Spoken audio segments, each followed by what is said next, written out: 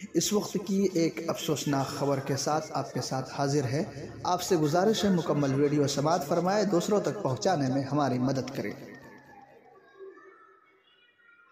उत्तर प्रदेश देवबंद कोतवाली के सापला बेकाल गांव से मुश्तबा हालत में लापता हुए मदरसे के तालिबे इल्म की लाश गांव में ही सरसों के खेत से मिलने के बाद सनसनी फैल गई। बच्चे को गला काटकर बेदर्दी से कत्ल किया गया था। इत्तिला मिलने पर पुलिस ने मौके पर पहुंचकर लाश को कब्जे में लेकर पोस्टमार्टम के लिए भेज दिया और तफ्तीश शुरू कर दी। लवाहिकीन का इल्ज़ाम है कि बच्चे के साथ गैर फितरी अमल अंजाम देकर उसे बेदर्दी से कत्ल किया गया।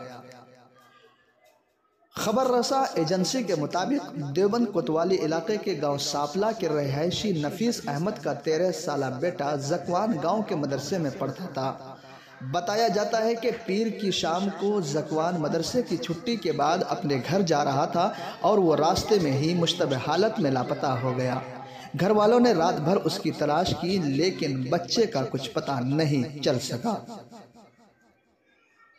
आज सुबह गांव के करीब सरसों के खेत में बच्चे की लाश मिलने से सनसनी फैल गई। अहले खाना का इल्ज़ाम है कि बच्चे को पहले गैर फितरी अमल का निशाना बनाया गया और फिर उसका गला दराती से काट कर बेदर्दी से कत्ल किया गया।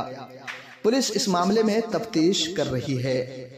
एसएसपी डॉक्टर विपिन दाड़ा ने बताया कि बच्चे का गला काट कर कत्ल किया गया।